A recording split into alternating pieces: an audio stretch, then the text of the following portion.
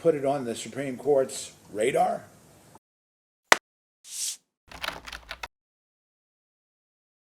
Judge Williams is presiding. You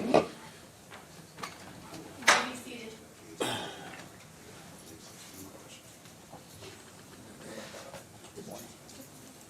Good morning. Let's go ahead and set forth our appearances for the record. Will Kemp for third-party plaintiffs. Good morning, Your Honor. Eric Kupperman for third-party plaintiffs. Good morning, Your Honor, Teddy Parker, also on behalf of the plaintiff. Good morning, Your Honor. David Hayek for the Liberty entities. Good morning, Your Honor. John Mowbray for the defendants. All right. Once again, good morning to everyone. And I see we have, Thank you, Your Honor. all right, and we have some pending motions. Where should we start first? Actually, there was a third motion on that had a note that may just require status from Mr. O'Doux. You might want to do that first so he doesn't have to suffer us too long. Okay. And which one is that? It was tagged with the special motion to dismiss, which is currently on appeal, but there was some note on it that was stuck on it apparently. It's the 1483. 14. Okay. That's the notice of special motion? It was continued for final orders. Right. I think the order was rejected on that. There was we filed a motion to strike that out. There was final order entered in, that's not appealed. So it's moot? I think it's Yeah, okay. We'll go ahead and take that one off. So beyond that, I think probably the proper place to start is the motion for stay, since it may impact the other one, depending on how Your Honor looks at it. Okay. A little bit of background, where we're at right now is the petition for writ of mandamus is now just shy of 6 weeks out from full briefing to the Supreme Court. So I think we're starting to get in the window where we might hear something from them. Of course, having clerked for one of those courts, I know that that could be anywhere from now to oblivion. But I think all the reasons that we continued it until today still hold true. Depending on what the court does with that, the Nevada court, the Supreme Court does with that, may impact on things we do here and may require us to unwind things if we do them in this court. I mean, this case is still not technically even an issue as to the third-party action. I don't see any urgency to proceeding, and I think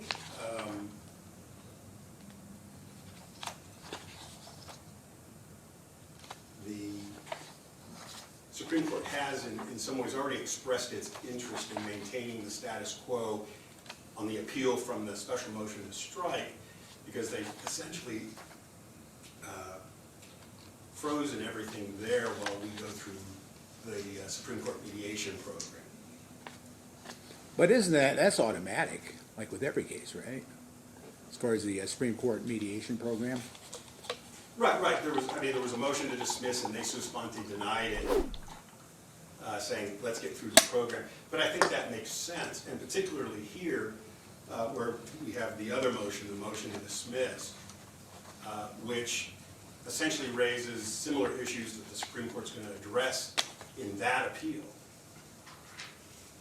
which is the litigation privilege issue. And I think it would be prudent. Well, you know, litigation privilege really focuses on communications versus conduct, right? Well, the Supreme Court says otherwise, but I mean, they specifically said it includes conduct in Boulevard. but in this case, we're talking about conduct, right? No, we're talking about petitioning activity, Your Honor, whether in the form of communication through filing of documents or negotiations for settlement of a coverage action and attempting to... I'll be candid with you. I've never seen this happen, and I'll say this, my experience in bankruptcy court was limited to one thing, and I've done it probably 100 times, and that was seeking relief from the automatic stay to proceed against insurance proceeds. And that's routinely granted, right, for the most part. I mean, of course, you have to make the appropriate showing, but it's my recollection I never had one denied. as long as they do it quickly, right? And you do that very early on. So I get that, but what about conduct after the stay was obtained? Because that's what I find really unique and interesting about this case.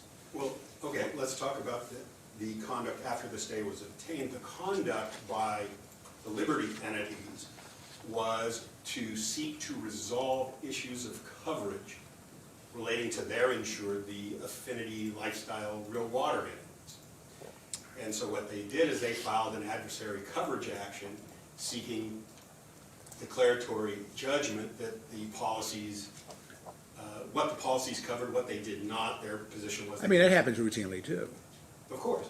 right? And It so does. everything that happened then in trying to resolve that coverage action with the trustee was in the course and scope of that litigation, including negotiation of settlement, a proposed settlement agreement, payment of money into the bankruptcy estate, actions to stop litigation against the insureds of the coverage action based on the deposit of millions of dollars into the bankruptcy estate. So all of that was connected to, which is the standard, that litigation. There's nothing outside that litigation or in furtherance of that litigation, but it only has to be connected to, which is alleged in the complaint, which is at this point the third party, the third amendment, third party complaint.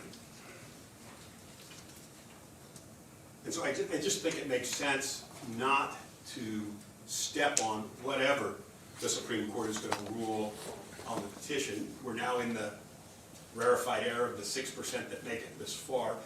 I'm not going to predict how they're going to rule. We're hopeful, but that's just hope. Where we are now, though, is it just makes sense to wait to hear from them so we know how to proceed in this case. Again, there's no urgency at all, and all the same reasons, even more so now that we're further down the road. Makes sense to just wait and see what they do.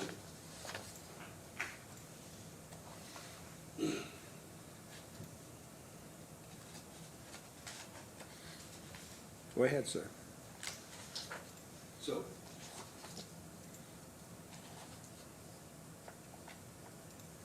I think for purposes of trying to understand why the stay is important, if we proceed on the motion to dismiss today, again, that same issue is in front of the Supreme Court on the appeal. And we risk, again, either somehow, based on your order, stepping on what they want to do with that case once we get through the mediation program, assuming the case doesn't resolve there. It's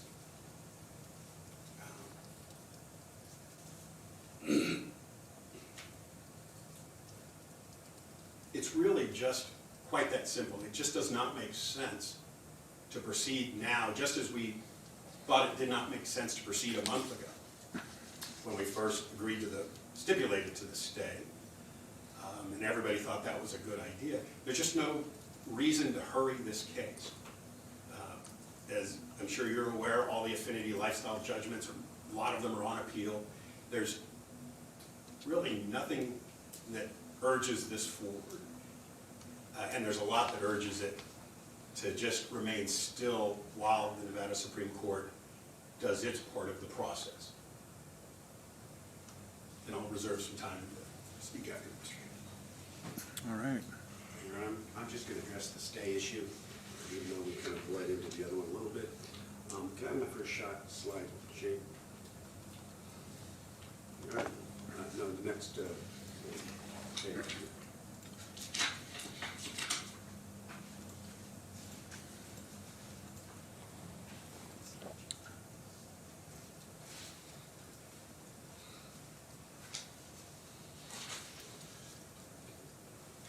Your Honor, here's a timeline of what happened here. We filed the third-party complaint against them on November 2nd, 2023, and then they immediately removed it to federal court. We were stuck in federal court for almost 10 months, Finally, we got the remand in September. Then we went to the special master. He ordered that they respond to interrogatories and requests for motion. And then after that order came out, they filed what they called a slap motion, which basically is a motion that raises the litigation privilege. Yeah, I understand the anti-SLAPP motions and All stuff, right. I get it, I get it. Then after they filed that, we did our first document production. We produced 100,000 documents to them. And then we filed a motion on short time to strike the slap motion because it wasn't timely. Court granted that. And then after that, they filed objections to each and every one of the discovery requests. Every one of them. Provided no documents, not one single document. Then they filed this motion to dismiss, which we're going to argue after that happened. And now here we are on April 12th, 2025, 17 months after the third-party complaint was filed. During that time period, one of the third-party plaintiffs, Richard Ryerson, has died. Two of the other third-party plaintiffs are over 70. So counsel says he doesn't see any urgency and that there's nothing that's urgent. I've already had one client that's died before he got his day in court, Your Honor. But the bottom line here is there's been no discovery whatsoever in 17 months.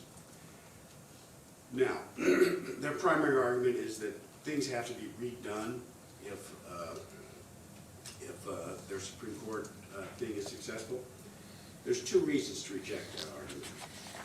First, they claim a likelihood of success on the merits because they're arguing that there was no complaint filed that satisfied Rule 14. We know that's completely wrong. I'll get into that in a second. And then second, they say that, oh, it looks like the Supreme Court's going to do something. Well, this so-called emergency writ was filed on January 9th, 2025. It's been pending over 3 months. You know, I think the Supreme Court, if it truly was an emergency, would have done something by now. It hasn't done anything except direct us to file an answer. Counsel seems to think that merely because we got directed to file an answer, that indicates that the Supreme Court is taking some special interest in this case. I beg to differ with that assessment. I've had to file an answer many times, and after we explain our position on the underlying proceedings, the court decides not to go forward with it. And I think that's probably what's going to happen here. But let's assume, for the sake of argument, that the Supreme Court orders some kind of hearing on this. This brings me to my second point. Well, let me finish my first point. First of all, the Rule 14 argument that they made, that the court rejected, they say that there is no complaint whatsoever. Can I have my next slide, Shane? Here it is. Here's the complaint that they contracted with the trustee to file against everybody to try to stop the action. It's clearly entitled a complaint. And I bring this to the court's attention because in their reply, this is what they told the Supreme Court. Next one, Shane. TPPs, that's us, alleged Real Water sued the TPPs months before the third-party complaint was filed. However, according to Liberty, we provided no evidence and can't because it's untrue that instead of that complaint I just showed you, we must be talking about a motion. So they have told the Supreme Court something that is flat out wrong. They have told the Supreme Court that there was no underlying complaint filed in this case to justify Rule 14. One more time, the complaint, Shane. Here's the complaint, Your Honor. It's clearly entitled complaint. So I think when the Supreme Court digs down deep on this and they see that there was a procedural misrepresentation, that they're going to be upset. But for those reasons, I don't think there's a likelihood of success on the merits of the current writ petition, which is one of the factors of the stay. But let's assume there is. Let's assume that the Supreme Court does order some sort of hearing and proceeds further with this matter. What they're asking for in that writ petition is that the court be directed to sever this action and give it a new case number. And the reason they want that is they want to file a peremptory challenge immediately and or remove the case to federal court. That's what they want to do, okay? That's their strategy here, more to like. Okay, let's assume that they prevail on that strategy. That just means they get another judge, Your Honor. That doesn't mean they win the case, okay? It doesn't go away. And the reason I think that's important is because the next step in this case is going to be discovery. And discovery will have to be done whether the case remains here or whether the case goes to another judge in however many months. There's no trial setting, there's no trial imminent. If there were a trial setting, we are not arguing that they shouldn't have the right to file this motion again and try to stay that. But there is no justification now not to at least start. I mean, and Mr. Kemp, you know what I'm gonna do. I mean, ultimately, I have to go back to Nevada Rule of Appellate Procedure 8 and conduct the appropriate analysis. And so I'm looking at it, I was thinking of where's the irreparable harm, likelihood of success on the merits, is this really an emergency? They can always, if I deny it, they can always ask Supreme Court for a stay. Yeah, Your Honor, and I think, I hate to say it, but I think this is a way station to the Supreme Court motion for stay, which I expect to be filed later today, assuming, well, as soon as the order's entered. But in any event, the problem here is we've gone 17 months, we've done nothing, and we've had plaintiffs die and other plaintiffs are older. And there's no reason that we shouldn't get. And we have plaintiffs that are over 70 years We have old. two left that are Yeah. over. Mr. Ryerson was 69 when he died. And one of his sisters, I don't know if you remember Pat Sutherland and Judy Ryerson from the Gallagher trial. And that's the basis statutorily for a preferential trial setting. We get Right. that. Yeah. And true, that rule doesn't apply to stays, but the same policy consideration, I would submit, applies. Lastly, counsel referred to the settlement program. Right now, the judgment is $380 million. They have offered zero. I mean, we're going to participate in the settlement program in good faith, but I am not overly optimistic that the settlement mediator is going to be able to narrow the gap. Especially in a complex case like this you need somebody, a neutral with somewhat of a national reputation to come in, and this would take potentially weeks to Yeah, get I think resolved. the mediator has a good track record, Your Honor, and he's very qualified, but I'm just saying that the gap here is so great. I just don't see settlement being realistic, and I just don't see the insurance company coming in and saying, okay, well, we'll pay $50 million, $100 million, whatever, and get rid of these 7 plaintiffs, while they've got the rest of, we've tried 4 other cases. I just don't see a piecemeal settlement here. But, I've been wrong before. But anyway, for those reasons, Your Honor, we don't think a stay is warranted, especially given the fact that there's really no burden on them to participate in discovery here and now, when they've got it, even if they prevail at the Supreme Court, they've got to do it somewhere later. All right. If I may, Your Honor. Of course. Could you put that component back up? We're showing the video. Okay, there she-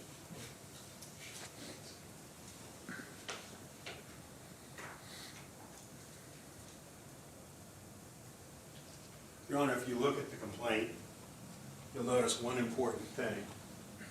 It's a complaint for injunctive relief. Has no bearing on a Rule 14 motion because there's no pass-through liability, because there's no damages. It's an equitable remedy.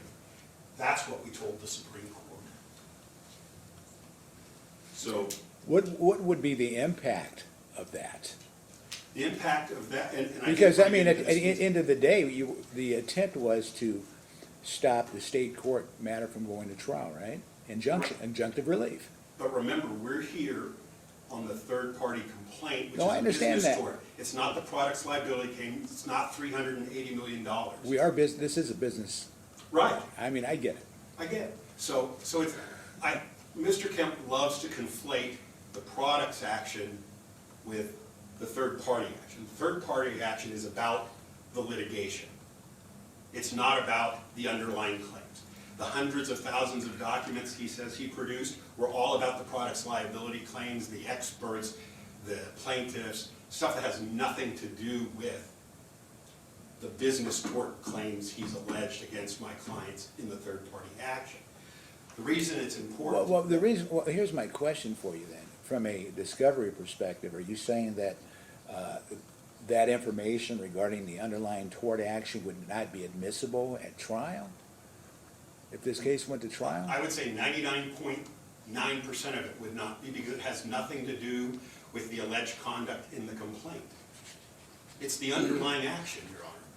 This is a business tort where they claim we did things in litigation To stop the To trial stop- from going forward, to which stop the trial resulted from in. going forward. Right. So what was going on in the trial is irrelevant. It's just that they were trying to cease, not the trial, but the claims against the insured real water defendants. That's what they were trying to stop, because if they had settled the coverage action, then the need to pursue liquidation for purposes of insurance would go away, because that money would be in the bankruptcy estate. I mean, as far as the underlying claims are concerned, and it appeared to me potentially maybe the adjusters or whoever was adjusting this claim didn't understand strict products liability in the state of Nevada and the consumer expectation test. Because I remember with this case very well, and when it was going to trial, some of the, not the manufacturer, but Milwaukee Instruments, and I forget who the other one was, when they first came in here, they were talking about, Judge, what did we do wrong? They didn't understand products liability. They didn't. I explained that to them. And I said, you know, the whole thrust and focus in a strict products liability case is whether the product is in a defective condition, unreasonably dangerous. We understand that. And then they had issues regarding warning, right? And I mean, apparently they were shocked at some of my initial rulings, but I think some of them happened in front of Judge Hardy and also in front of Judge Kistner next door.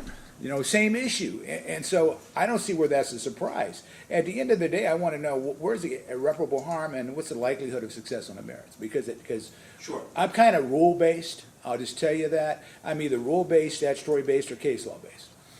Sure. Well, we believe if Rule 14 means what it says, and that you can only bring a third-party action when somebody in that action has sued you for damages for which the third-party defendant would have indemnity or pass-through derivative liability, then we believe we have an excellent chance of success at the Supreme Court. They've never ruled specifically on that issue. I think they're going to take their time, given this would be the first time they would rule on Rule 14 in that way. But the bottom line is it should have never been filed as a third-party action, in our view, because it did not meet that fundamental requirement, assuming the Supreme Court says that's a fundamental requirement.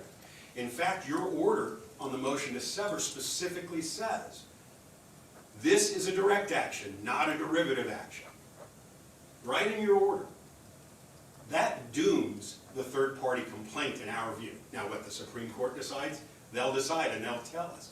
So the harm is we keep going forward in this litigation and then we have to do it all over again. In this court, in a different court, wherever. And Mr. Kemp is correct.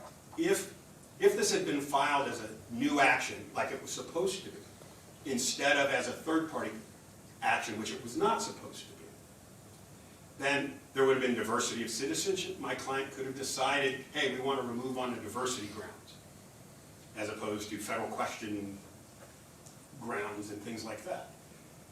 They could have exercised a peremptory challenge, but Mr. Kemp exercised a peremptory challenge 2 years before my client was even in the case.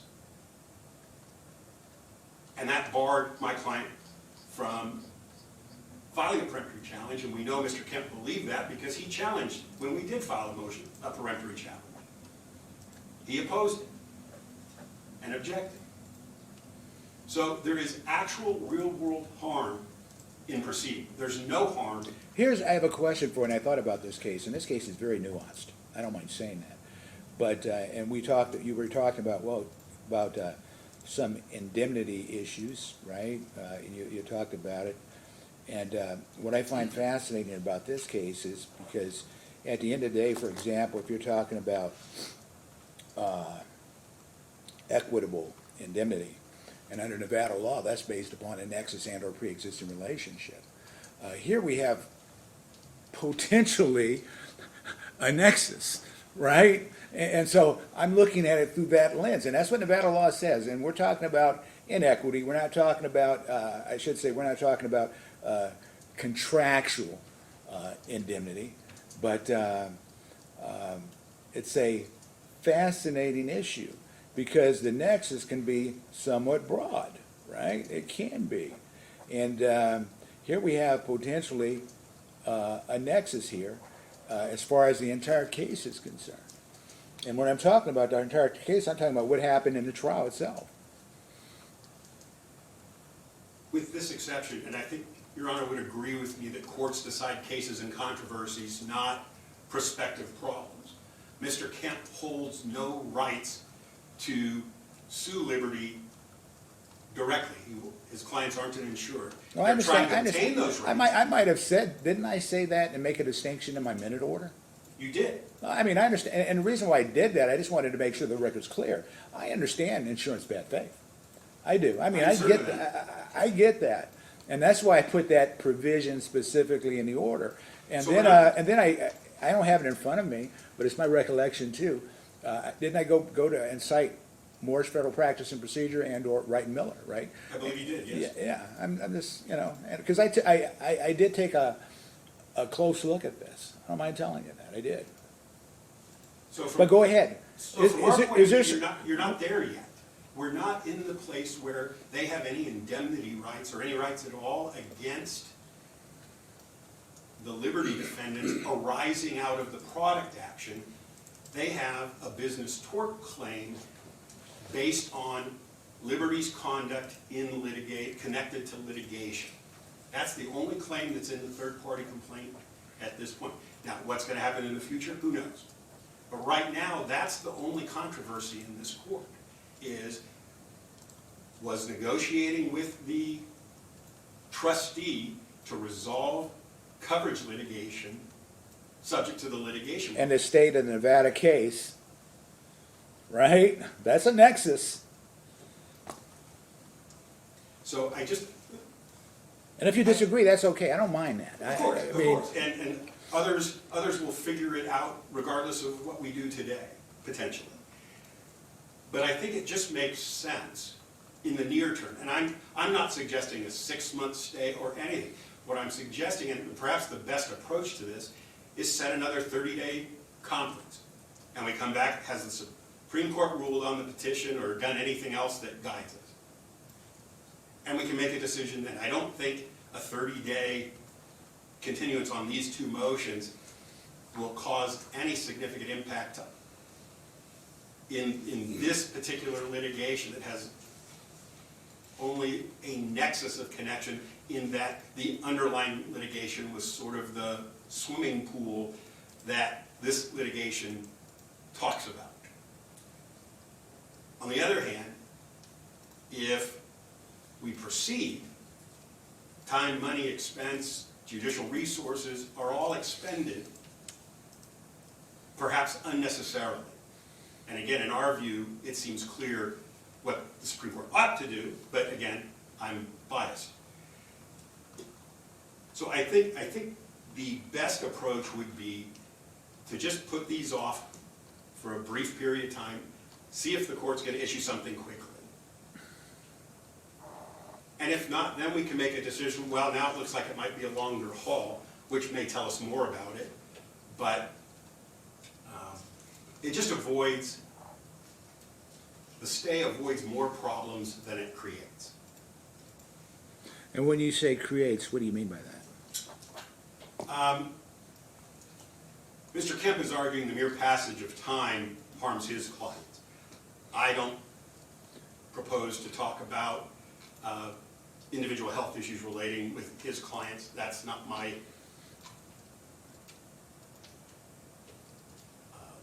area here. But I don't think 30 days will matter one way or the other with respect to the tort claims that are being alleged in the third-party action. And if this court waits 30 days and then decides, you know what, we've waited long enough, they're not going to approve, let's proceed. I think, But what's wrong with this? I mean, really and truly, I try to manage my docket. I don't mind saying that, I do. In fact, that's why you're here on a Monday morning, which I'd much rather spend time prepping for tomorrow. But I can't do that right now. I just got out of trial. But here's my point. I'm looking at it through this lens. If hypothetically the stay is denied, then this, in many respects, from a procedural perspective, forces the Supreme Court to do something. Because I know what you would do, and I respect this, you'd run to the Supreme Court and request a stay. And so that kind of puts everything in a different posture, because the Supreme Court all of a sudden has to take a closer look at this. And I don't mind saying it, I think I said this in a minute, or it's a very unique issue that I've never seen before. I don't know if many have, but maybe, and just as important too, there's been some significant verdicts in this case. Maybe the Supreme Court should start moving, right? And I'm wondering, hypothetically, if this is the case, if I just kicked the can down the road and waited another 30 days, aren't we just doing that? Don't we want to put it on the Supreme Court's radar? we, in filing the emergency petition, we pointed out dates with the court that have since been moved a little bit, but they are aware from the briefing of the timing issues. But I think the reverse is true too. If you grant the stay for whatever length the court deems appropriate, Mr. Kemp can always go address it with the court as well. And again, that may put more pressure on the court to do something than denying the stay.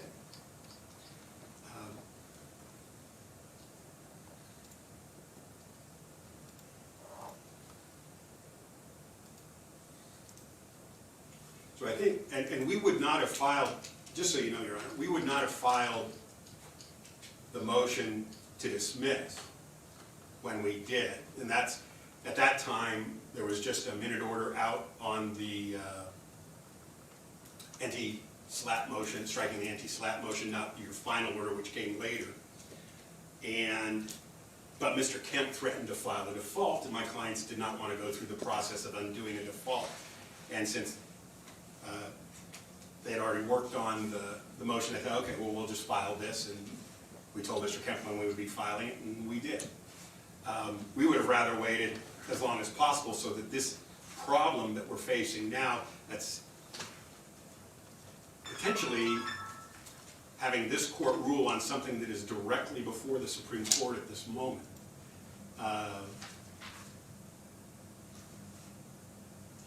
would have delayed that, and we probably wouldn't be here if we didn't have to file the motion to dismiss, because everything else is standstill at the moment in any event.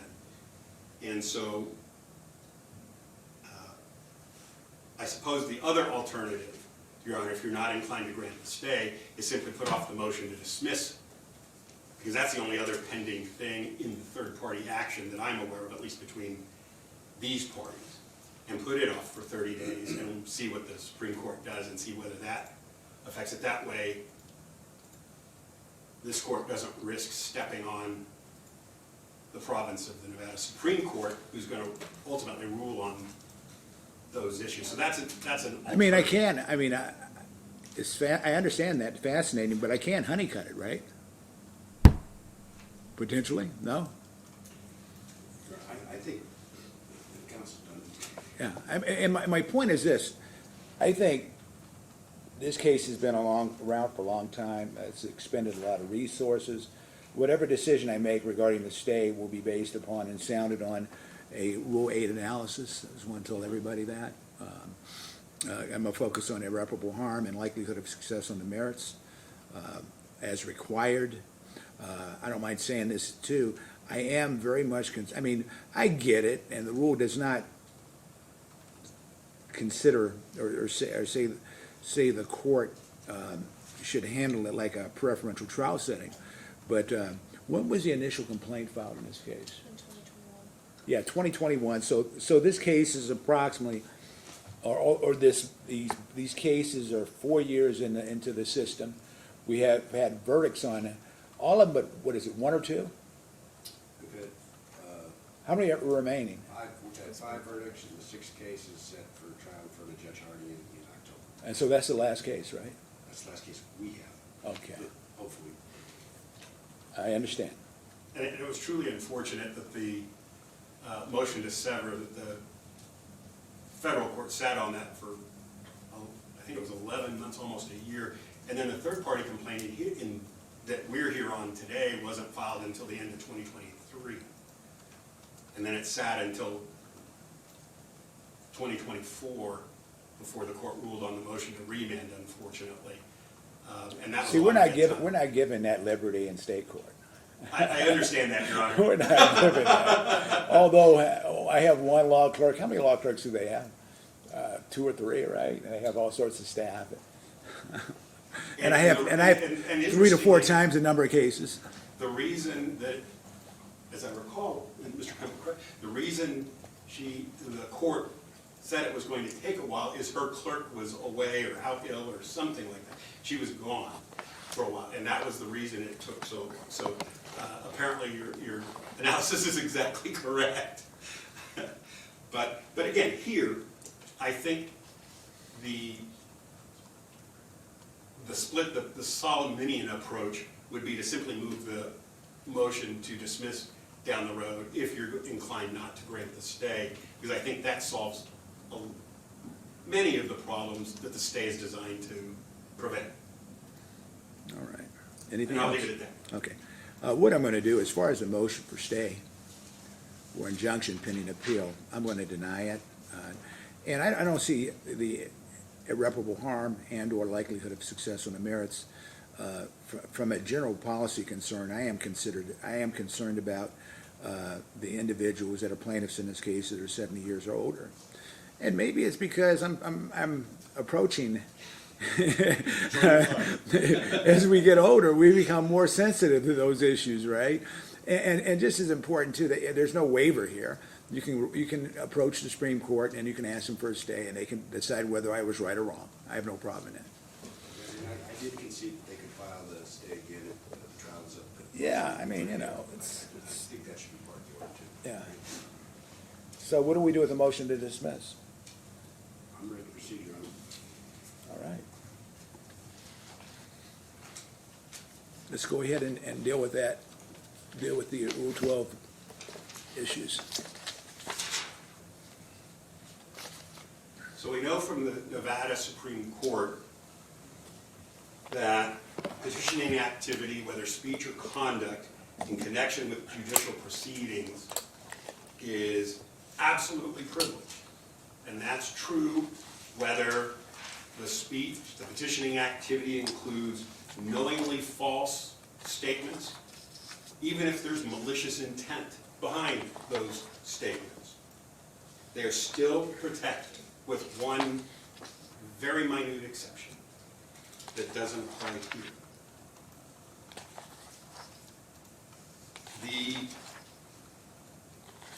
We also know that the absolute privilege affords parties to litigation protection, not just attorneys. That's cases as far back as Clark County School District versus Virtual Education Software, which I'll call virtual just for simplicity. That's 125 Nevada 374. That case in Boulevard, which cites heavily to it in 2009, 2012, hold that they follow the restatement view essentially. And that is, it's a long-standing common law rule that communications made in the course of judicial proceedings, even if known to be false, are absolutely privileged. And that goes back to the Circus case, Witherspoon, 99 Nevada 56, all the way back in 1983. So that's the framework that we're operating under. We also know that any doubt about the breadth of the litigation privilege is to be resolved in favor of broader protection rather than narrower protection.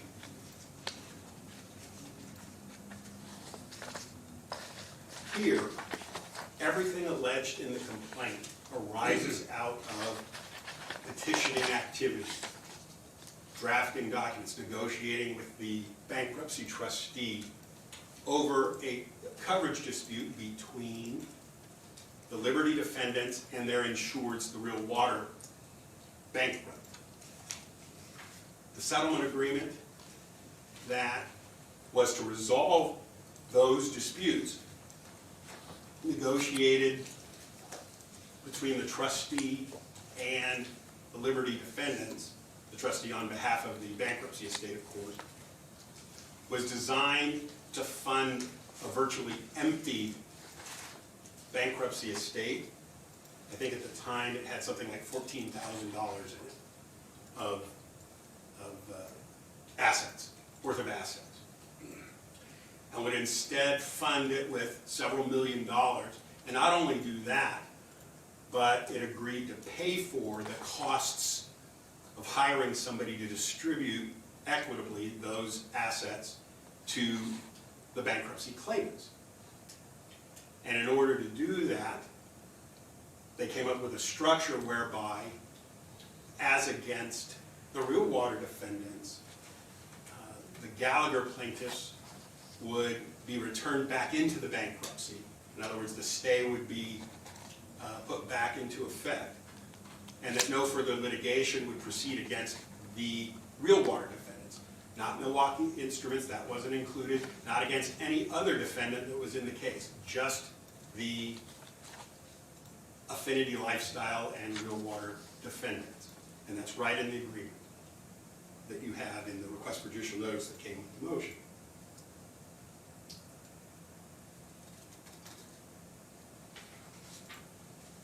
So where we are here is, and I think the third-party plaintiffs recognize this because they argue a lot of things that really don't matter in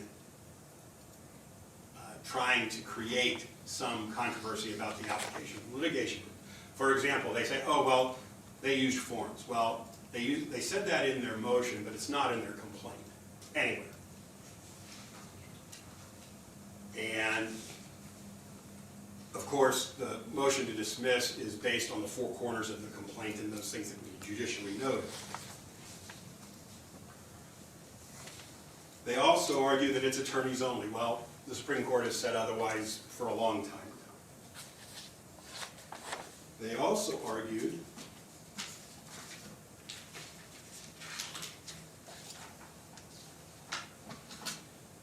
because this is my recollection when I read the points and authorities, this strategy or whatever was apparently done by a claims examiner. Is that correct, with Liberty?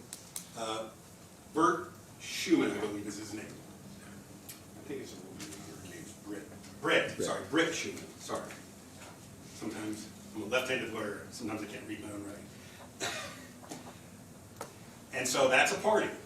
That's a Liberty party. That's an employee or agent of Liberty for adjusting the loss. And so, but here's my concern: the same individual that's adjusting loss takes apparently overt action to stop the state court proceeding, and of grave concern from my perspective, because number one, a stay had been issued, and there was an agreement in place that, hey, this is what we do all the time, that there will be a limitation as far as potentially the recovery in the state court action limited to whatever insurance proceeds are available, right? That's how that happens all the time. And so now we have that agreement in place, and then we have an insurance adjuster for Liberty that, for all practical purposes, torpedoes that. And here's my point. My impression, and we'll see what the Supreme Court does with this, but it's actually worse when you have an employee versus a lawyer.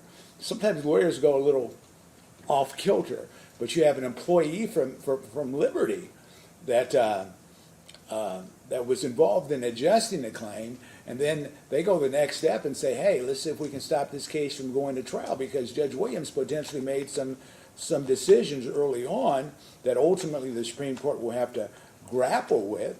But as far as those earlier decisions I made, it shouldn't be a surprise to anybody, because I think Judge Hardy made the exact same rulings, Judge Kushner made the exact same rulings, but at the end of the day, we're talking about a defective product and reasonably dangerous.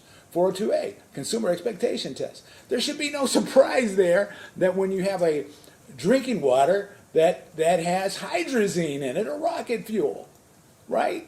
I mean, so I sometimes wonder whoever was adjusting the claim, and this has nothing to do with my ultimate decision, but when I look at that case and what happened at trial, what were they thinking of as far as this case is concerned? Because I don't mind saying this, these are some of the worst facts I've ever seen in an underlying case. So let's take that as true. Let's say she had malevolent intent.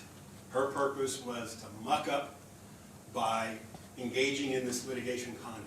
That's absolutely privileged under binding Nevada. And how is that absolutely privileged? Because that tells me anytime an insurance company does anything, from a claims examining perspective, and it can be in violation of the Nevada Fair Practices Act, right?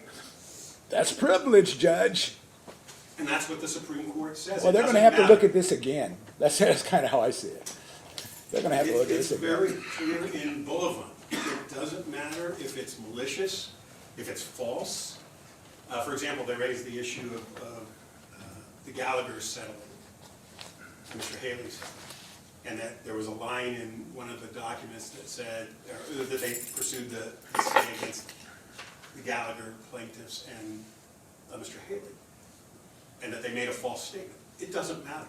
Under Supreme Court's precedent, under Boulevard, under virtual education, under Circus, they cite one case, and it was the exception I talked about earlier, the very narrow exception. The Supreme Court did say on a case before it, in an unpublished decision back then, that if an attorney colludes with his client to stiff an expert of several $100,000 they promised to pay not once but twice, and that violates the attorney's rules of ethics, then that is not subject to the litigation privilege. And what's interesting about that case is the fact that no Nevada state court case has ever cited it since. And the Nevada federal district court has cited it 4 times. Once it mentioned it in passing, and the other 3 cases it distinguished it because it said it's so narrow it hardly applies to anything but the facts before it. That leaves Circus from '83, Virtual Education from 2009, Boulevard from 2012, that all say the exact same thing that the restatement second says, which is if it's in connection with, it doesn't have to further litigation, it doesn't have to be the object of the litigation, if it's in connection with litigation, and I won't talk about pre-litigation because this case was in litigation, so we don't have to go there, or anticipation of litigation. But it says if it's connected to that litigation, and here the litigation we're talking about is the coverage action in bankruptcy, not the underlying tort claims, products liability case with the third party. It was all done in connection with that litigation. The settlement agreement was derived as connected to that litigation to resolve it. And the stay was an object of the settlement agreement, or a change back, a reinstitution of the stay, the bankruptcy stay, as against only the real water defendants, was all in connection to that resolution of that coverage action that was pending in the bankruptcy court. And under every case we've looked at, that says the litigation privilege applies. And I don't see, they haven't argued anything that would take it out of the litigation privilege in their opposition. Because I think they recognize they're dead in the water on the law. They nibbled around the edges a little bit to try to raise some compelling emotional issues and perhaps moral issues. But on the law, it's on all fours. I'll reserve time for responding. Thank you, sir. Mr. Kemp.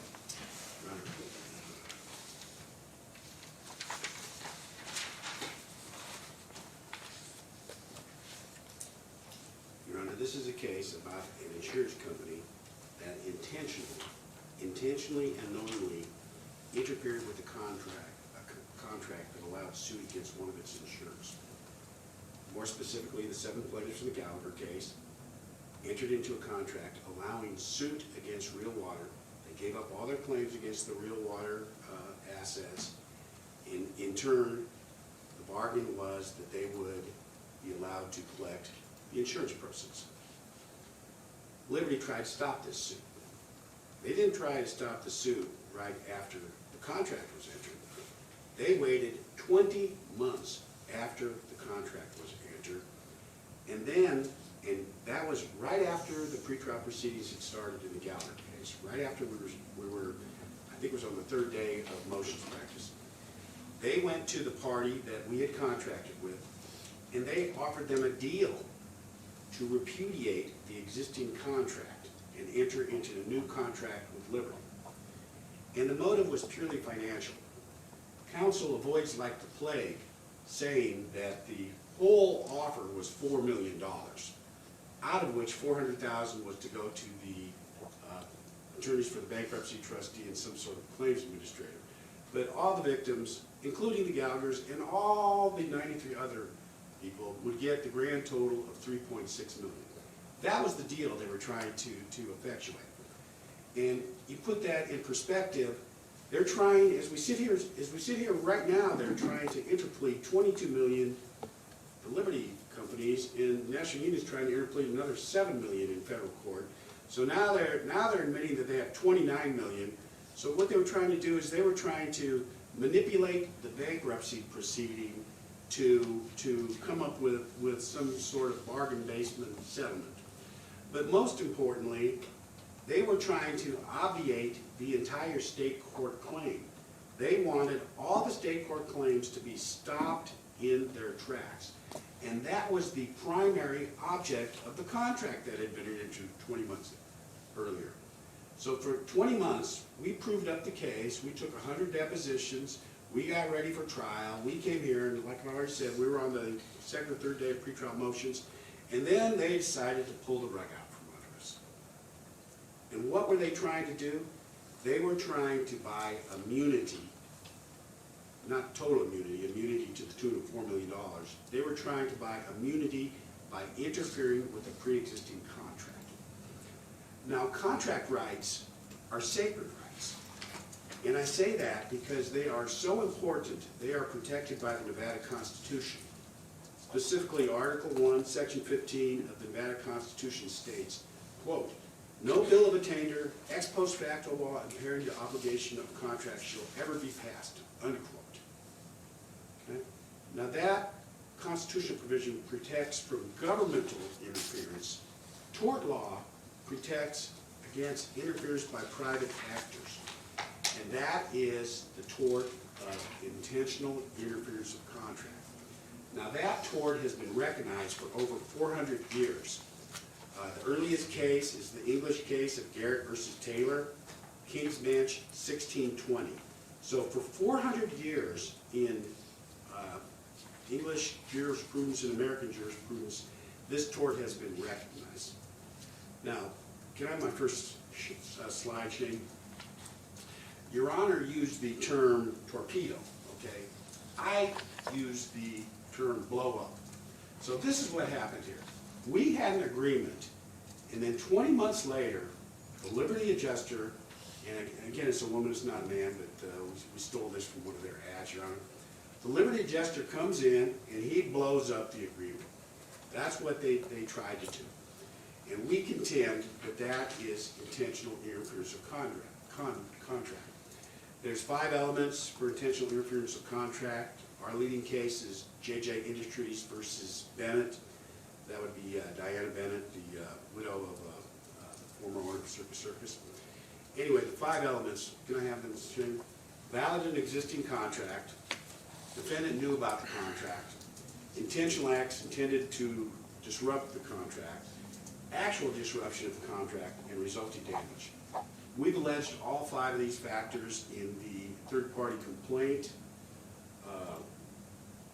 the valid and existing contract, we allege that. Not only do we allege it, but we put a quote from one of the Liberty bankruptcy attorneys where he used the term contract and conceded on the record in bankruptcy court that it was a contract. Second element, they knew about the contract to allow the state court actions. That was explicitly referred to in their proposed settlement agreement. Third, there were acts intended or designed to disrupt the contractual relationship. They contracted in their settlement agreement that the bankruptcy trustee would file the complaint that I showed you and get a restraining order stopping a state court action that had been authorized 20 months later. I don't know what more act could have been more intended or designed to disrupt what we had bargained. Then there was actual disruption. In the middle of the Gallagher trial, I had to go to federal court and argue at a TRO hearing why that the trial should proceed. In addition to that, we had to retain... Is that when a bankruptcy judge balanced the equities and made comments? Yeah, she balanced the equities, and her primary comment was, what are we doing here? These people, you told them 20 months ago that they could proceed, and now they've taken dozens, if not hundreds of depositions, and they're just about ready to start trial. We can't go back on the deal now. And that was what she said on the record. That was Judge Cox. Actual disruption of contract, resulting damage. Not only did we have to go to the hearing, but we had to hire probably the best bankruptcy firm in town, McDonald Carano, and as we alleged in the complaint at that time, the date the complaint was filed, we had already sunk 50 grand into their fees to fight this sneak attack, I would call it, by Liberty. So there's damage right there, Your Honor. So let's take a look at the timeline. I don't know, this is hard to read. Let's skip over this, Your Honor. Shane, go to the next one. No, I mean, go to the next slide, please. So this is their argument in a nutshell, Your Honor. If the adjuster blows up the deal, torpedoes in your phrase, we can sue. We can sue, that's a tort. But if they get a lawyer involved or somehow connect it with some sort of other litigation, then it's privileged, immunity. You've got to dismiss the claim. That is not the law in this state or any other state, Your Honor. So let's get their exact argument because I don't want to exaggerate anything. So this is from the motion. The claims are based on the settlement communications relating to litigation between Liberty and the bankruptcy trustee. Okay, the litigation we're going to get into in a second. That's a declaratory relief action that they filed belatedly. Second, the alleged conduct engaging in communications to settle their litigation. Next one, Shane. Okay, this one is an audacious statement in my view. Liberty asserts that its settlement discussions are privileged, even if they do request the repudiation of an existing contract. So what they're saying is that we can enter into a contract, 20 months can go by, and they can go in and request repudiation of existing contract. Now let's think about that for a minute. A lot of these intentional interference contract cases are real estate context. People enter into contracts to buy or sell real estate, and then someone else sees, oh, it's a better deal. Well, you can't go in and intentionally interfere with an existing real estate contract just because you think it's a better deal for you, and that's what the Bennett case held. That's the one that I talked about earlier. So, and this is also from their brief, the last one. So they're saying, oh, well, we had settlement negotiations, so that creates a privilege. They concede in their reply that no court in Nevada has ever held that. No court in Nevada has ever held that, Your Honor. They concede that. And that's what they want this court to do. They wanted to gin up some sort of all-encompassing privilege out of a settlement negotiation. Now, But isn't it slightly different from that, because the conduct of the Liberty employee, the claims examiner, adjuster, whoever might have been involved, that was a key person behind this, there was already a contract in place. there was, 20 months earlier. So it's not like there was settlement negotiations going on at that time as far as the agreement to, That's correct, Your Honor. yeah, the automatic stay was in place and you're going to trial. Yeah, what they argue is settlement negotiations with a later litigation that they filed should somehow relate back to the existing contract. And so let's talk about the settlement negotiations point. There is no proof, there's no affidavit, there's no allegation in the complaint, there's no document that's been produced, such as an email, nothing, that there were any settlement discussions whatsoever. Nothing's been produced, okay? Counsel, I'm gonna file these, you don't need that picture, I'll file them if you need to see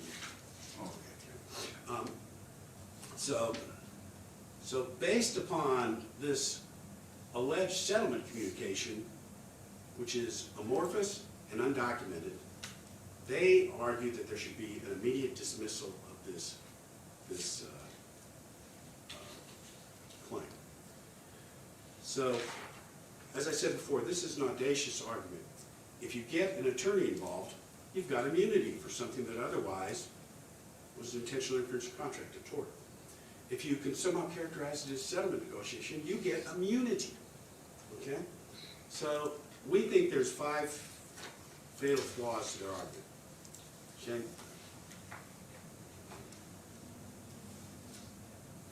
Oh, well, before I get there, no, go ahead, next one, Shane.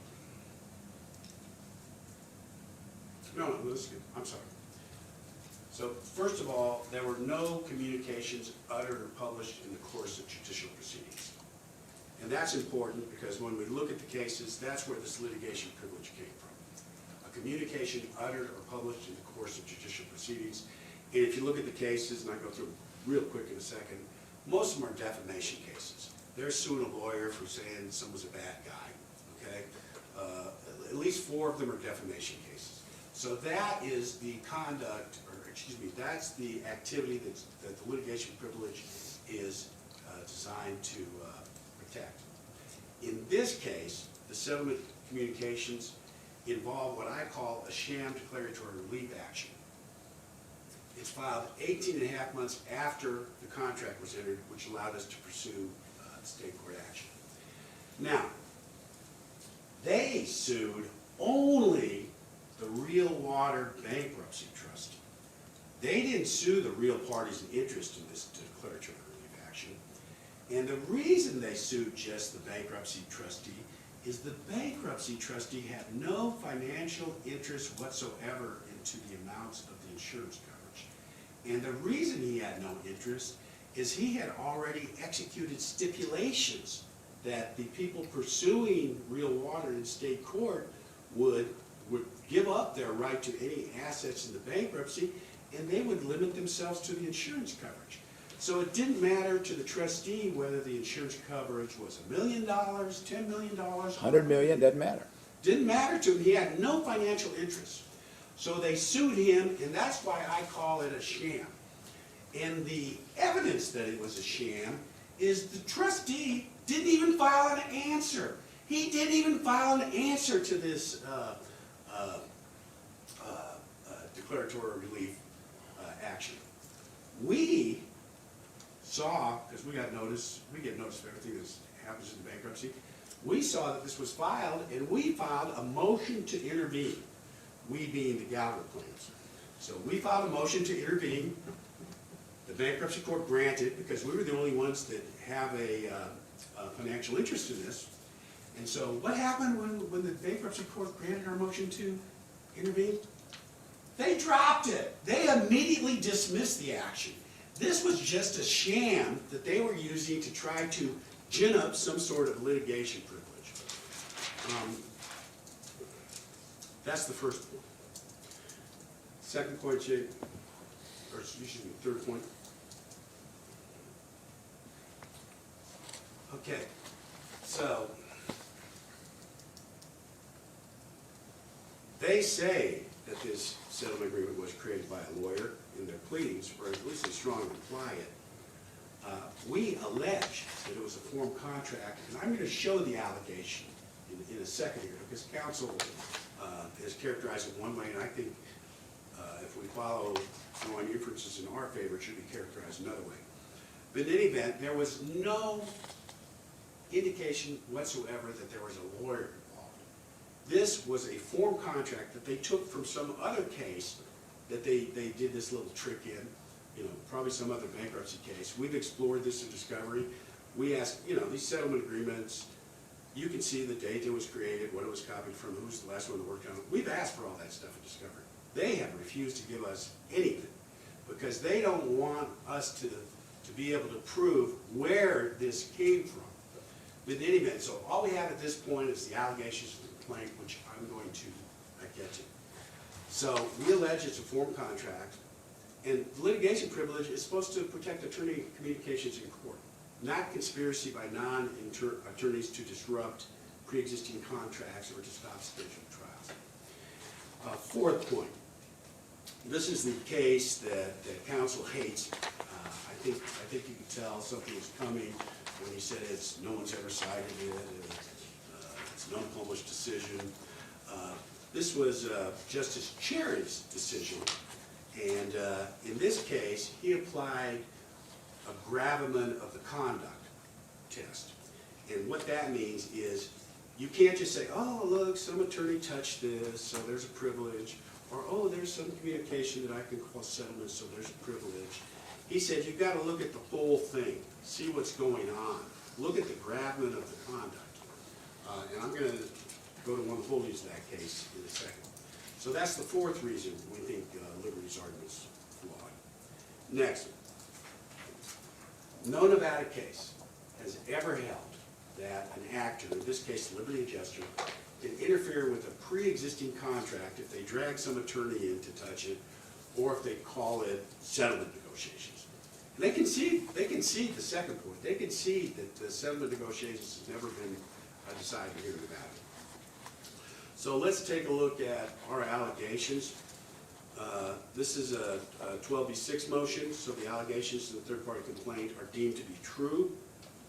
And in addition, the inferences are in favor of the non-movement, us.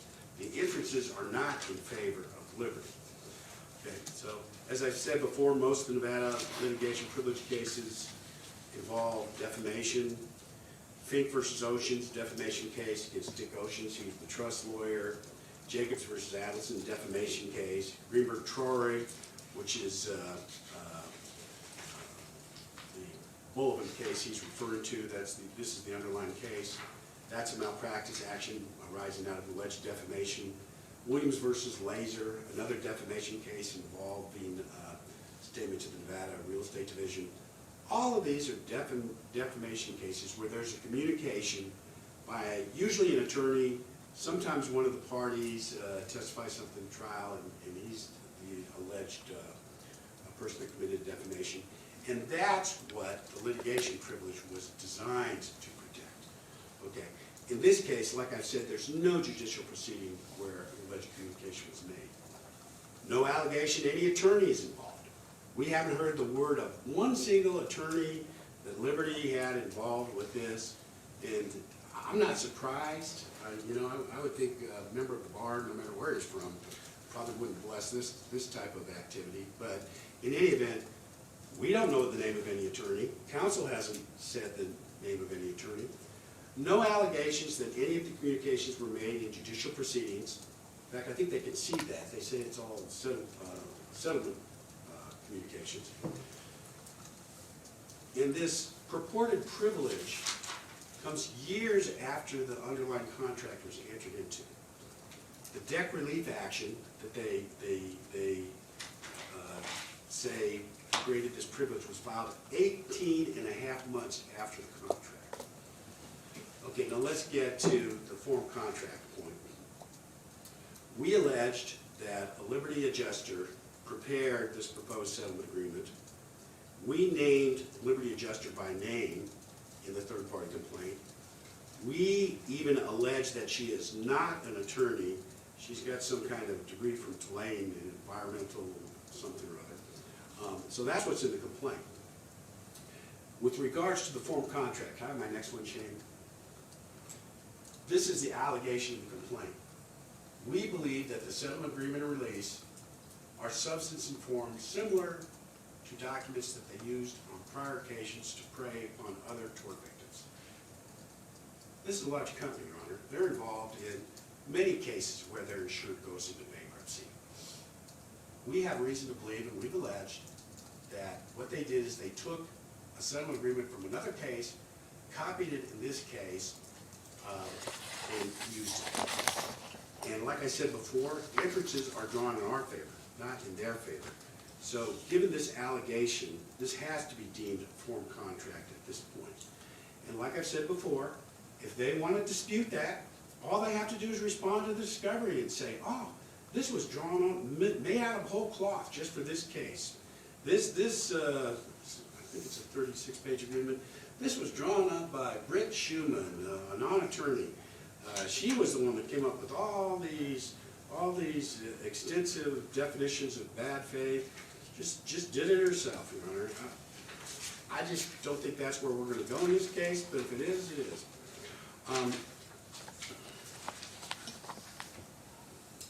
So, there's no proof of any communication uttered in the course of a judicial proceeding. That is the touchstone. Come to the next slide, Shane. This is the holding from the Greenberg case.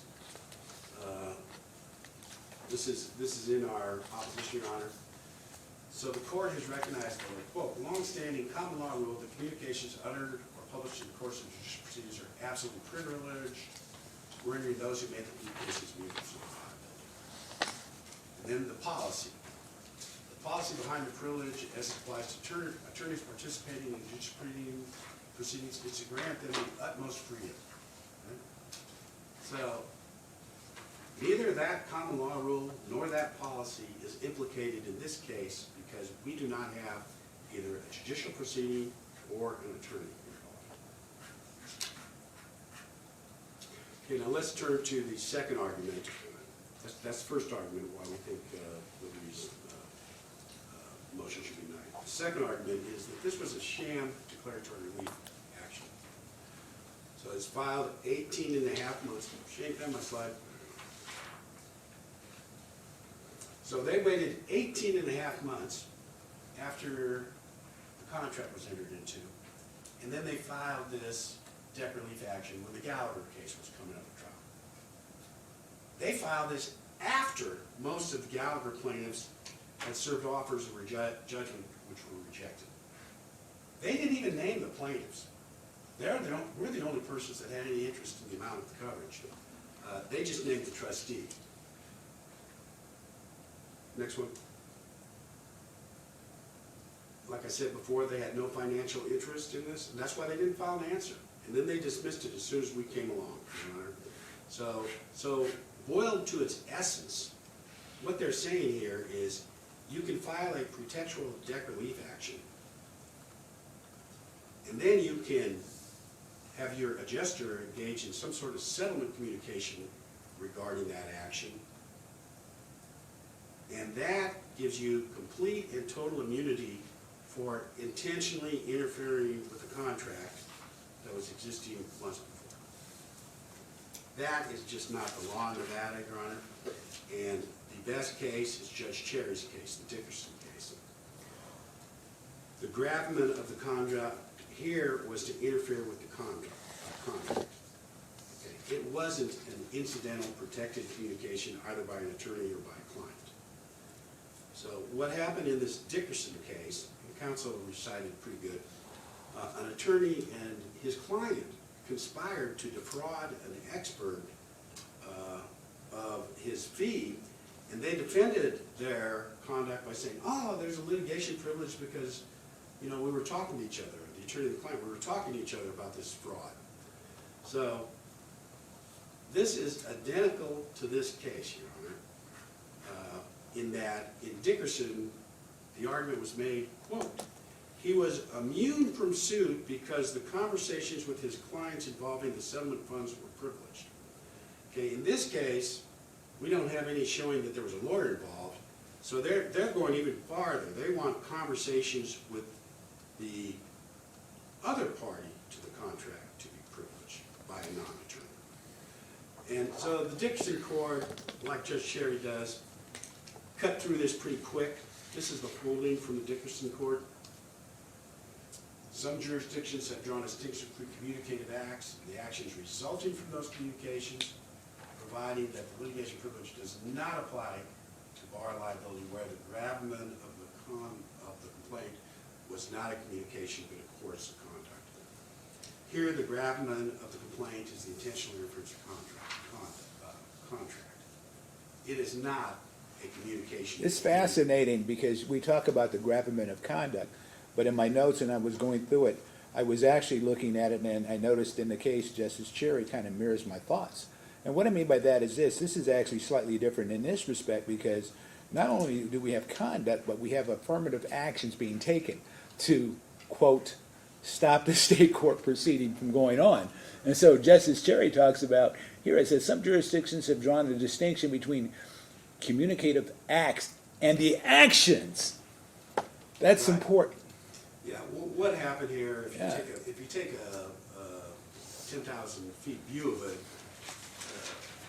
the defense attorneys have just gone too far with this litigation privilege, you know? And they've tried to attach it to everything, as Liberty's doing here. You know, if you have an attorney, there's litigation privilege. If you have settlement communication, there's litigation privilege. If you have any kind of communication, there's litigation privilege. So what Justice Cherry has done and what other courts have been doing is they're trying to rein this in to look at the activity that is involved in the specific case. And so the next one, Jay, this is another quote from Justice Cherry. So Dickerson, again, he's the bad actor in this case, the attorney. And he's in the position Liberty's in our case. So he is arguing that the district court erred in not recognizing that communications with his clients regarding the settlement funds were made in anticipation of litigation as privileged. Well, you heard the exact same argument today. It would be error not to recognize that communications by this adjuster regarding this purported settlement of the sham declaratory relief action were privileged. Same argument. And so the response, of course, is the same one we're making. We got to look at the course of conduct. In this case, they were conspiring to defraud someone. In our case, they're conspiring to interfere with a contract, a long-standing contract. So, Supreme Court, Justice Cherry again, concluded that this is the approach to take. So for those reasons, Your Honor, I think that's the last thing.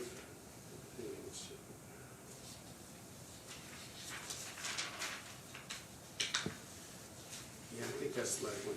This is why we don't think that a litigation privilege should be recognized at this time. And again, this is not the end-all be-all ruling. If the discovery comes out differently, they're entitled to file a motion for summary judgment. They're entitled to file, Rule 50 motions. But based on the pleading that we have now and taking the inferences in our favor, there's no doubt that this motion to dismiss should be denied. Thank you. Thank you, sir.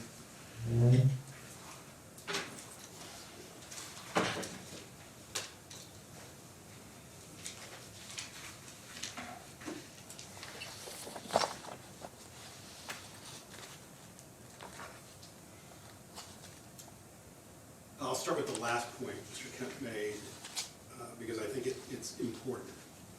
In Dickerson, one of the reasons the court was able to get where it was because there was not any litigation at the time of the conspiracy between the client and the attorney, which violated his ethical obligations as an officer of the court.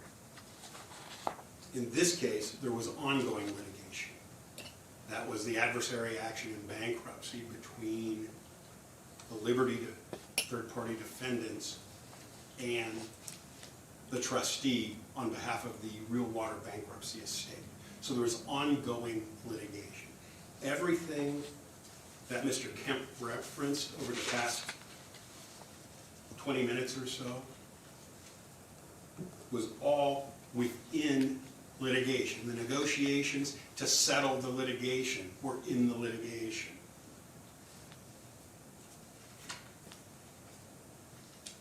Interference with contract is a tort. It's not a contract right. It's a tort. I don't think that makes a huge difference, but it just bears repeating because contract rights are obviously different than tort rights. One other point I'd like to make. Liberty didn't dismiss immediately. In fact, they filed the same motion again, or the trustee did. They reached a new compromise with the trustee in the adversary action and filed a new motion to approve compromise, this time for a bit more money. That was heard 6-7 months later after the first one. So they didn't immediately dismiss when the third-party plaintiffs intervened. In fact, they dismissed after the court ruled from the bench and followed up with a final one, that the reason that she could not approve the motion to compromise is because in her view, the asset, that bundle of rights that are the insurance policies between Liberty and Real Water, were not properly in the bankruptcy estate, so she had no jurisdiction to do anything with it. That was her ruling. After that, Liberty did dismiss the complaint because they did, with that point of view from the bankruptcy court, they didn't think they could accomplish anything with it and went to another approach, which was to interplead funds into the court.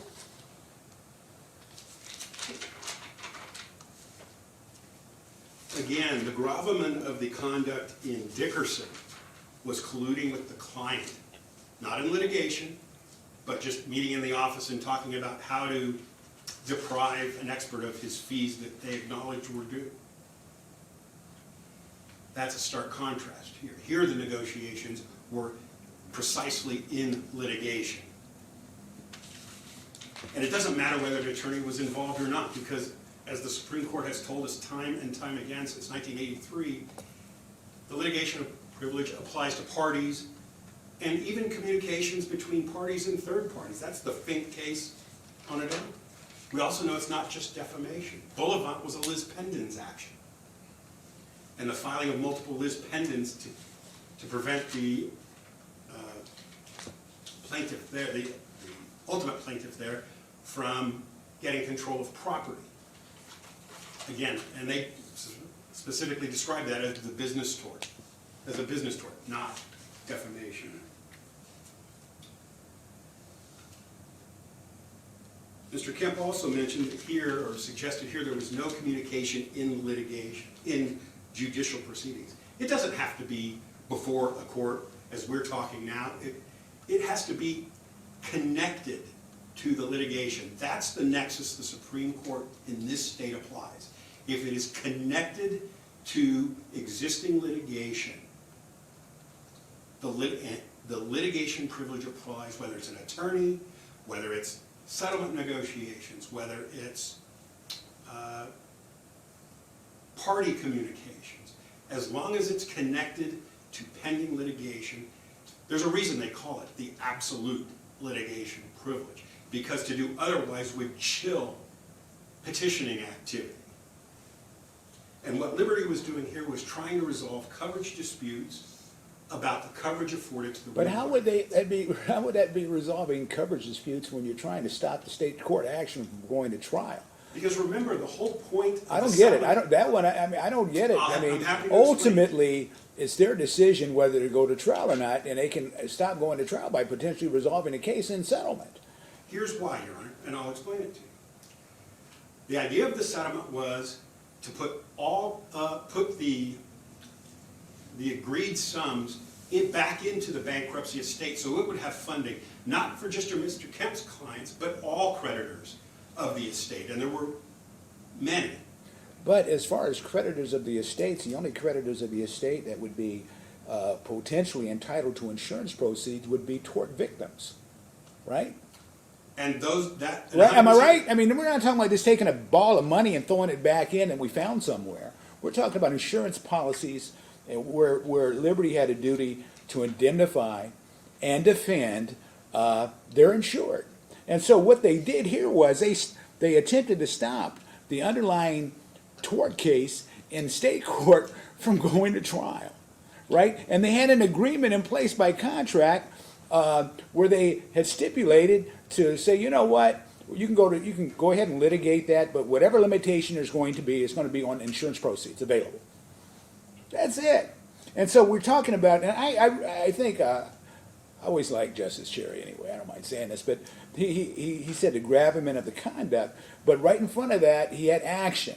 And I look at it here because what has happened in this case, there was affirmative action taken by Liberty through its employee to try to stop the state court case from going forward. There's no dispute about that, Your Honor. That was, because if the settlement agreement was approved, the insurance proceeds would be dumped into the bankruptcy. And the cost of administering those, to pay those out, not just to Mr. Kemp's clients, but the other plaintiffs' counsel who have clients who have the same tort claims, to submit them there. There would be no need and keep in mind, only as to the real water defendants. But They could pursue potentially, I Milwaukee get that. and Anna and all of those No, I to get their heart's that. content. I understand what you're saying, but I think it's essentially flawed because hypothetically that ship sailed. They could have tendered well before and say, look, how much insurance is available? 22 million? Is that the limits? 22 million from Liberty and 7 million from National. Okay, if they had tendered 3 years ago the 29 million, we might not be here. But it doesn't matter. It does It matter. doesn't matter at all. It Because does. Well, that's whatever what you, proceeds no, they that's what negotiate- you say. I think it does matter. I don't mind telling you that. You can say that, but I do think it matters. purposes- And that's how we ended up in the situation we're in right now. Had the settlement gone through, which is the only way. And when you say settlement gone through, what settlement are you talking The about? settlement between the trustee, the only one at issue in this case, the settlement between the trustee and Liberty for coverage proceeds to be dumped into the bankruptcy estate. The purpose of stopping the litigation is the proceeds then are already in the bankruptcy estate. You don't have to go liquidate them. You come in as a creditor, and you might liquidate them, but you come in as a creditor like every other similarly situated creditor, and you get a distribution from the bankruptcy estate based on what they believe between the trustee and Liberty were the arguably available limits under their policies. And it I resolved the mean, coverage litigation. ultimately, if the trustee had taken that position, wouldn't it have been problematic? No. Why Not at all. not? Why not? Because, well, two things. Because One- remember this, the stipulation dealt with available proceeds, but I don't think there was a cap in the stipulation as far as the insurance proceeds available, right? Well, there's a limit. I mean, if you No, add- no, you didn't listen to what I said. I'm not talking about policy limits, I'm talking about caps. Well, the cap would be the limits. by No, law. that's not how it works. Proceeds are indemnity money under both California and Nevada law. It's not. If that was the bad faith case, we rights. wouldn't have insurance bad faith law. That's not true. I mean, no, it is true. If you're saying, look, no matter what, the insurance policy limits dictate the cap as far as what's available, we wouldn't have insurance bad faith. We wouldn't have the Forgetting Nevada, one step, though, wait. We wouldn't have the Nevada Fair Claims Practices Act. We wouldn't have any of that stuff. Insurance companies would just, whatever the policy cap is, that's all they'd have to deal with. There'd be no insurance bad faith. That's not correct. That's incorrect law, Your Honor. Remember, bad faith. I'm not saying that's the law, I'm saying that's the position you're telling me. Would It's be the not. law. That's how I'm It's looking not. at it. What I'm telling you is when you get relief from the automatic bankruptcy stay to pursue insurance proceeds, what you're getting is the right to proceed for the available policy limits, period. You get more than that, but. No, you don't. Yeah, you do. You simply don't. Okay, so Where- you're, what you're, you're you're, talking- you're saying that there would be no insurance, potentially approved insurance bad faith in federal court or in a coverage action, because as a matter of law, no matter what, as far as coverage is concerned, it's limited to the policy limits. That's not what I'm saying at all, Your Honor. What I'm saying is proceeds is a defined term, well understood in the insurance and in bankruptcy court. I'm talking about exposure. That's a different question. Well- But to get that, again, we're not talking about that claim here, because my clients don't own that claim, Mr. Kemp's clients don't own that claim. You're talking about an assignment of rights from real water to somebody, assigning those rights that right now belong to the bankruptcy trustee, potentially. The court said no before, but potentially. That somebody has a hope of obtaining one day. Liberty hoped to obtain it earlier. Mr. Kemp's clients hope to obtain it in the future. But nobody has those but real water. Those rights belong to real water. So when Mr. Kemp's clients seek proceeds, they're not seeking those bad faith rights. They don't get those. They only get those if they're assigned to them from Well, by I real would water. anticipate we wouldn't be here if they weren't attempting to get those. But so was Liberty. Essentially, Mr. Kemp is decrying Liberty doing exactly what he did, which is go negotiate with the bankruptcy trustee to obtain those rights in an effort to benefit his clients. Liberty did it to resolve the coverage action. His clients are doing it because they hope to obtain more than the insurance proceeds. But at the time of the adversary litigation, they didn't hold those rights, and they had no possibility of pursuing those rights absent an assignment to them of those rights. So proceeds are just the limits of the policy. I've been doing this 36 years, Your Honor. I've been in bankruptcy, just like you, filing motions on both sides. I've done both sides of that work. And it proceeds in that context means the indemnity limits available under the policy. In California, they call it an 11-580 action that you pursue after you get those rights, after you get a judgment. That's not bad faith rights. That's a separate deal. Those are a separate bundle of rights that belong to the insured. And in this case, the bankrupt insured, meaning the trustee controls them. At least, that was a theory until the court said otherwise in the bankruptcy proceedings. So no, proceeds... So tell me this, because what is the standard as it relates to a 12b5 motion? And can I say, because I have to accept all allegations as set forth in the complaint is true, correct? Correct. If you accept every single allegation in I have to. Of course. We don't argue that. That's why there's no discovery responses or no external information. There's requests for judicial notice of the ongoing proceedings in the bankruptcy court, of which this court can certainly take judicial notice. But other evidence, that's why there's none here, and there would never be any here at this stage. What we're saying is if you take everything Mr. Kemp says in his complaint that's well pleaded, I would argue that allegations on information and belief do not constitute well-pleaded facts, they're just speculation. But if you take every well-pleaded fact in that complaint, you must dismiss this case under litigation privilege, because it all stems from speech and other petitioning-related activities in the adversary action in an attempt to resolve ongoing litigation between between the Liberty third-party defendants and the bankruptcy trustee for its insured, the real water plaintiffs. And the actions ultimately would have resulted in a breach of the contract that was already entered into between the parties, right? Well, as you know, Your Honor, from your own practice, stipulations can be made, stipulations can be undone by the court. That's what... But I'm not talking about by the court. I'm talking about ultimately, because I think it was really straightforward as far as my query was concerned. Because ultimately what would have happened is this: there was an agreement in place, a very simple agreement. It happens quite a bit in bankruptcy court as it relates to underlying tort claims.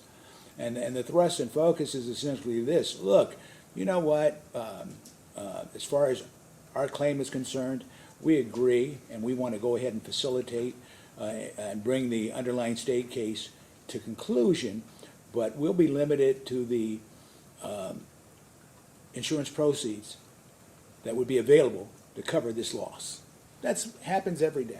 But that wasn't, but their conduct, the gravamen of the conduct was to blow that up. right? For the purpose of effectuating a settlement in litigation which would put those proceeds which they were chasing back into the bankruptcy court.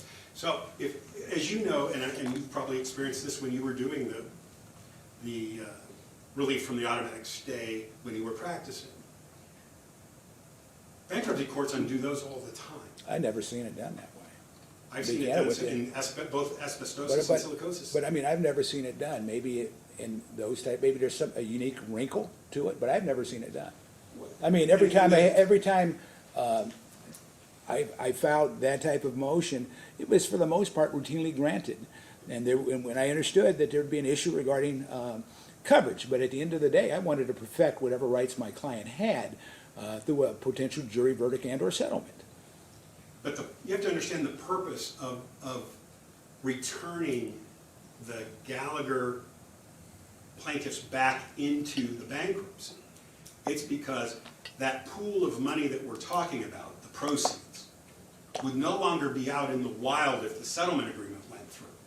It would be back in the bankruptcy court, in the as part of the bankruptcy estate. I'm just not buying that. I don't mind Well, that saying. was the whole purpose. That's what they Well, asked the court to do. no. I'm talking about when you're saying, look, why would they attempt to torpedo? I guess I use that adjective, right? Why would they say, and it's sitting there, and they said, look, you can go to trial, perfect your rights, you promise not to go against other assets, you're limited to the insurance coverage case, insurance coverage in this case. That was the agreement. Why would you decide not to follow that agreement? I'll put it that way. Or why would you want to get out of that agreement? The point was to stop only to the real water defendants, the bankrupt entities that Liberty insured, to stop the ongoing litigation against them, because the object of that litigation, the insurance proceeds, were no longer going to be out there. They were going to be back in the bankruptcy if the court approved